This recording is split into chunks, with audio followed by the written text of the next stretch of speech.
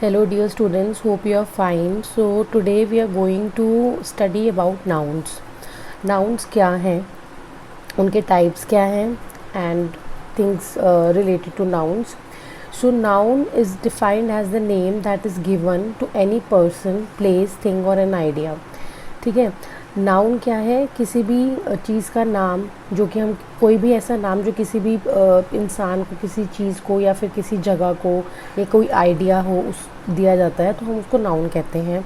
जैसे कि the sun shines brightly, sun बहुत ब्राइटली शाइन करता है. Jasmine smells sweet. So here sun and jasmine are nouns. Kind of nouns, अब nouns कितने तरीके के होते हैं. There are the kinds of nouns are as follows. So firstly we have proper noun. So as you can see, proper noun is there. Proper noun is the name given to a particular person or a place. A proper noun always begins with capital letter.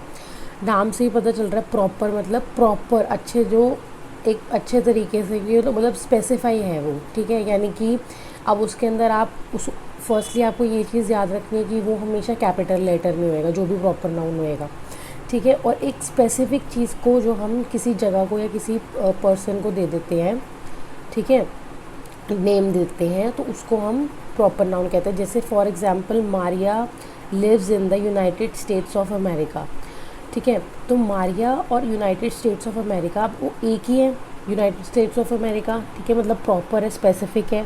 Maria is name of the person, specific, तो इसलिए ये दोनों proper noun है. Another example is also there. World war one started in the year 1914. तो here world war one is the proper noun. Then is common noun. Common noun is a name given in common to every person or thing of same class or kind.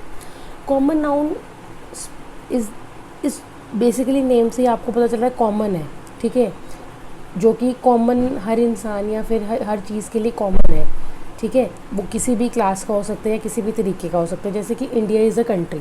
अब countries बहुत सारी होती हैं, ठीक है. तो normally हम country एक कॉमन नेम है जो सभी कंट्रीज़ को दिया गया है, इसलिए ये कॉमन नाउन है. अब Daniel is a boy. Boys तो बहुत सारे होते हैं. डेनियल अब इसमें प्रॉपर नाउन है और बॉय इसमें कॉमन नाउन है, ये आपको याद रखना है. अब इनमें डिफरेंस क्या है, प्रॉपर नाउन और common noun. Proper noun India proper noun है. Common noun country. अब कंट्रीज़ बहुत सारी होती है लेकिन इंडिया एक ही है तो इसीलिए वो प्रॉपर है. Daniel is proper noun, boy is common noun. Maruti Suzuki is the name of a brand of car, तो वो प्रॉपर है और कॉमन नाउन कार है. मैकडोनल्ड आपको पता ही है, एक फ्रेंचाइज़ है रेस्टोरेंट की. रेस्टोरेंट यहाँ पे कॉमन नाउन है because there are many kind of restaurants. And proper noun में आपका मैकडोनल्ड एक ही है. कोलकाता प्रॉपर है एंड सिटी कॉमन है. उसके बाद है आपका abstract noun. Abstract noun is word that is use to indicate an idea, activity, action, a quality or a state which is considered separate from the object to which it relates. Basically abstract नाम से आपको पता चलता है कि एक idea होता है, एक एक्टिविटी या कोई एक्शन, ठीक है, या फिर कोई किसी quality of state which is considered separate. मतलब कि बेसिकली जैसे कि hardness, honesty, goodness, kindness, this is quality. Idea, thought, suggestion, belief. Activity में आपका marketing activity, advertising, action. Basically you will get it with the example. So the example is here. We are studying mathematics. So mathematics is there abstract noun, okay. And can thought of a brilliant idea for his story. अब idea is it's a thought, so it will come under your abstract noun, ठीक है. And mathematics, we are studying mathematics. Here it's a abstract noun because it's indicating us what? It's indicating us abstract. See, you can see that the names relating to arts and sciences are also included in the abstract noun. So that's why. Then it's the most important one, the collective nouns. Collective noun is the name that is given to a group जब वो एक group के बारे में हम बात करते हैं तो हम उसको कलेक्टिव नाउन बोलते हैं। ओके जैसे एक ग्रुप में बहुत सारे नंबर ऑफ पीपल या नंबर ऑफ थिंग्स आ गए, जैसे कि स्टाफ ऑफ एम्प्लॉयज़। अब हम एम्प्लॉयज़ स्कूल में एम्प्लॉयज़ हैं या ऑफिस में एम्प्लॉय हैं, हम उसको स्टाफ, उसके ग्रुप को हम स्टाफ बोलते हैं। मतलब ग्रुप्स के लिए अलग अलग नेम्स हैं। डांसर्स के ग्रुप को हम बोलेंगे troop. Okay like that. Then are material nouns, जैसे इसमें आपके आते हैं gold, plastic and related to materials. Materials name of the substances. Okay specifically जैसे गोल्ड रिंग है, प्लास्टिक टॉयज़ हैं। Then the material nouns are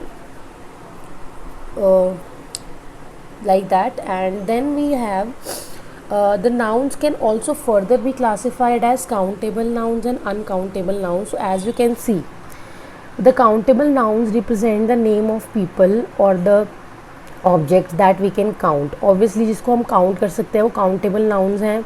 जैसे कि there are 2 books in the bag, you can count books, that's why they come under countable nouns. And one house has 6 rooms, so 6 rooms, so basically rooms को भी हम calculate कर सकते हैं। ऐसे ही आपका अनकाउंटेबल नाउन है, रिप्रेजेंट करता है नेम ऑफ पीपल और the object that we can not count but can measure और वे।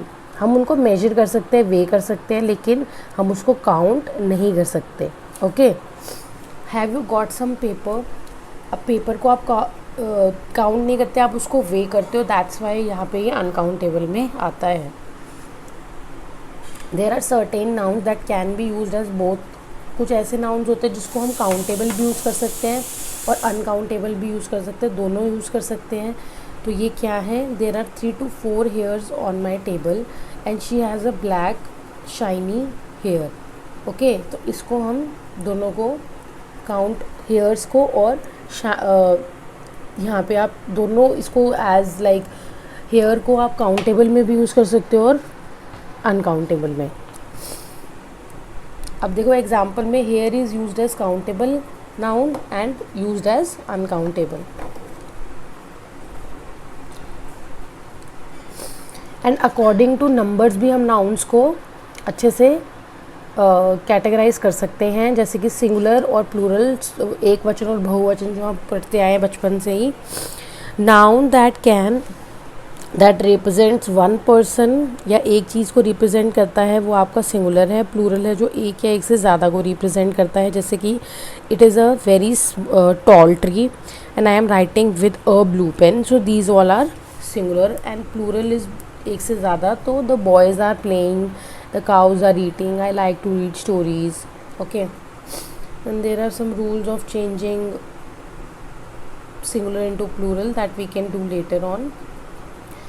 So this was about nouns, and I will share with you the activities, the exercises related to nouns.